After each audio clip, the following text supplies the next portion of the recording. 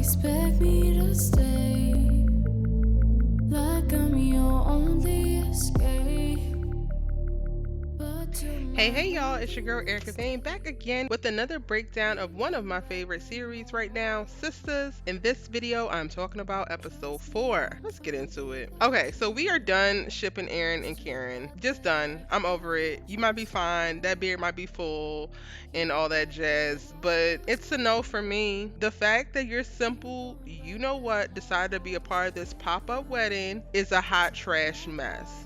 You are a hot trash mess. And now that you have sided so deeply with Gary on this, I'm done giving empathy and grace for you, Aaron. And I'm over it. So I am back fully on Team Karen and Zach, and I want them to reconcile because I can't. Aaron is a mess. And the fact that you even showed up to this freaking wedding that you're trying to support because you grabbed the marriage license and all that jazz, sir, wearing jeans and a sweater, you know that this was some BS, which is why you didn't even dress for the occasion.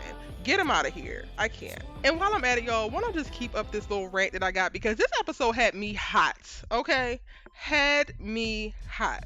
Danni, this was not the time to give your little simple, you know what, friend the free reign of her life and not tell her how stupid it is to marry this man in this manner right now. In a matter of minutes, the last shred of respect that I had for Andi went out the window at the very start of this episode. Like, Andi literally called this whole pop-up wedding sweet. Nothing is sweet about this, sis. And I know you don't have the nerve to raise your voice at your friend Karen when she is trying to help you and is the only one helping you. Was I the only one that was struggling with everyone deciding to just go along with it to get along to make Andi happy? So if Andi decided to do crack tomorrow, are we going to say, okay, girl, let me go ahead and warm up the pipe because this is what's going to make you happy in the moment? Like, make it make sense. And cool, Andi, you wanted to have a surprise wedding, but I think that you're missing a key thing here, sis. A good man to surprise you with the wedding of your dreams. Gary ain't that. He simply ain't it, sis. And I'm gonna take a moment and give a mother freaking hand clap for Karen. Sis is a real one of the realest ones out the group, with good sense and enough courage not to stand by her friends when she decides to make one of the worst decisions of her life. And Danni, I expected better from you. You demonizing Karen for telling the truth is ridiculous. It ain't no amount of friendship or support in the world that can validate you invalidating her concerns and communication about this train wreck waiting to happen. And Karen, it was the expert read of Gary for me. Karen was on the roll and I was here for it, except for when she ran into Fatima. Then it was like, Skyh. I am so conflicted about the whole Karen, Zach, and Fatima thing. But Fatima's honesty, it was definitely refreshing. And child, it was probably the hardest part for me to watch of the episode because I've already have just kind of washed my hands of Andi and what she got going on. Now I'm definitely more concerned about this whole little love triangle that's brewing. I'm actually almost washing my hands of Sabrina and what she got going on with Calvin. However, we didn't see any of that in this episode. This episode was 100% about the pop-up wedding brought on by Gary. And child, these writers are trying their best. Tyler is trying his best to make Gary seem like a good guy, because the pop-up wedding is already crazy, but then to give the backstory of like, oh, Andi said this on the very first date so he remembered, and how sweet is he? No, because that might have happened on the first date, but it happened on the first date while you were still a married man. So you was cheating on your wife, talking about weddings and ideal weddings with your mistress. And then in the 6 months that preceded that first date, you continue to do crazy stuff. You were manipulative, you were jealous. Like, if y'all missed my full breakdown and read of Gary as a character up until now and the problems with this potential marriage, you can go ahead and check out my episode 3 breakdown. I don't want to, rehash it, because all these videos when it comes to Andi, if she's gonna be the center of the freaking episode, it's probably gonna look like me reading Gary and me calling Andi stupid. And I really hate to say Andi's stupid, but she's moving really, really, really, really, really stupid right now. And I'm not even just saying that she's moving stupid because, oh, she's in love. Because I don't even know if this is love. Like, sis, like, I'm really trying to understand what it is. Maybe I need a little bit more character development on Andi's part, because I don't understand if is it that she just don't want to be alone? Is it that she doesn't really believe that she's beautiful? Like, because I don't even believe any of that. She knows that she's beautiful. She has walked away from him before. She has seen all of the issues, and now all of a sudden it seems like a switch switch has flipped in her head and she was blind to it, or at least at the beginning of this episode and leading up in these first 4 episodes of this season. And I will say the realest thing that Gary said this entire series was that he don't want to be alone. There it is. That's it. You don't love that girl. You just can't sit with yourself and be with yourself. And you know you a trash person when you don't even like you. And it's not even on some imposter syndrome or low self-esteem type of stuff. It's on some, I believe Gary knows that he's trash. Capital T rash. And you don't even want to be your own friend. You don't even want to be your own family. And meanwhile, you walking around in the world expecting other people to placate and cater to and support and love on you and to keep you company because you're a horrible person on your own. Ugh. It's still giving Andi deserves so much better, and why does she decide to continue to settle? Anyway, now let me try to pull this together because this freaking video breakdown is definitely a little all over the place, playing into my emotions around the episode because again, y'all, they definitely had me hot. Karen puts up objections and walks out. She's the only one who walks out. Fatima, Sabrina, and Danni stand by Andi's side and say that they're going to support her. We do see them stand by her side, but then admit to her a little bit later on that, no, girl, I don't think that you should do this. We don't think that you should do this. We do not support this actual marriage. However, we do support you as friends, which I get. Like, if that's going to be your stance, cool. If that's how you want to move, cool. I personally don't want my friends to stand next to me while I decide to do some stuff that's going to completely ruin my life. Don't stand next to me while I pick up the crack pipe. Don't stand next to me while I let this man hit me in the face. Don't, like, please do your best, your very best. And I think that that's what Karen was doing. Do your very best to get me out of my own way and to help save me when I can't save myself. And I feel like that's the moment, that's where we're at right now. And while it sounds good in theory to support your friend through thick and thin, and girl, I'ma stand by you even through your mistakes, not these mistakes. Not the mistakes that can potentially cost you your life. Okay?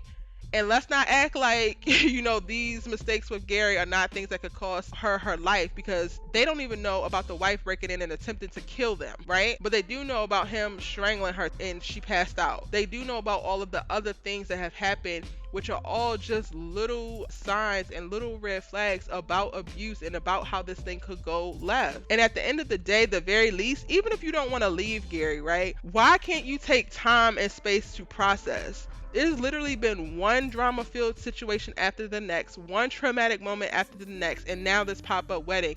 Everything is moving completely too fast. So even if my friend is deeply in love with this toxic-ass man, girl, take a beat. Take some time. You do not have to jump in full force, 100% right now, right after you just got from on the other side of a gun being pointed down your throat, or a week after he just strangled you to the point that you passed out, or 2 weeks after you're going to the jail to bail him out and bring your friend and he's jealous and acting a monkey fool in the daggone police station while he's in custody. Like, we also got to be mindful that this is all happening in a very short amount of time, and there's no time that's being left to process. There's no time that's being left to heal. There's no time being left for them to for her to actually have space to make logical decisions around her life. And for me, it's just like, what's the rush? I feel like rushes happen when you're being led into a trap. You get rushed into traps. As you guys can tell, overall I thought that the episode was a good episode. It definitely got my emotions going. We do get something by way of Calvin in reference to the whole Calvin Sabrina storyline, but it's more so about Calvin and Maurice, who are both at the gay club, and Maurice is everything. I love his witty banter. I love his personality. He basically goes after the guy who stole from Calvin, but Calvin is there on some kind of date with whoever his hookup partner is, and this feels so dang on random. I don't know what Tyler Perry is doing with Calvin's character, but either they gonna get together or he gotta go, because right now he's just feeling very unnecessary. And while I'm siding with him in reference to he can show up in this world whatever way he best feels like it's true to him and his most authentic self, he also whines a lot for me. He also has reverse expectations as well, the same way that he's pointed to Sabrina about her having unrealistic expectations and wanting him to be something that he's not. He's doing the same thing to her, and he's acting kind of childish in my opinion, and it's starting to annoy me and my homegirls. And I told y'all at the start of this video how I felt about Aaron. I'm pretty much over him. He could be interested in caring all he likes, but he's also living in a bubble. I've not seen a pastor who's supposed to be a pastor. I ain't seen him preach, do nothing. Barely seen him pray. Like, sir, I really don't even know what you're doing. I was trying to see it for you. I was trying to hope for you, but you have picked the side of the devil. And we love Jesus over here. We just really love Jesus over here. That's all I can really tell you. And what Tyler Perry is not going to do is walk us into Danni actually self-sabotaging her relationship, because towards the end where we get the previews for next episode, we see Danni get alerted when Preston mentions his proposal to her or them getting married, and it's like, girl, you are happy with this man, you like this man, he adores you, supports you, seeks to understand you. It's completely the opposite of what's going on in Andy's camp, so don't you be throwing up no red flags and getting all squirmish or whatever when a good man is trying to take y'all relationship to the next level. You could definitely have a conversation about it, and you deserve, sis. So let's not even do that. But that is my breakdown for episode 4 of season 3 of Sistas. Now it's your turn. Drop down in the comment sections below and tell me what you thought of the episode. Tell me what you thought about my breakdown video, child, and my little rant. If you agree, if you disagree, tell me all of that in the comment section down below. If you're new here, I'm Erica Vane, and I'm breaking down Sistas episodes every single week, as well as giving you new Sistas videos every day throughout the week, talking about the different characters, what's happening with them, and what you can expect or what I predict. You don't want to miss a video, so go ahead and click the subscribe button and join the tribe. I promise you are going to love it here. And again, post a comment. I respond to all my comments, and I cannot wait to talk to you. If you missed any of my Sistas coverage prior to this video, go ahead and check out my Sistas playlist, link for you right here. And if you're looking for another show to watch that is kind of like Sistas but a little bit of a twist, but I think that you would enjoy as well, get into my recaps of these 2 other series right here. See you in my next one. Bye. Back then no more. Trust me,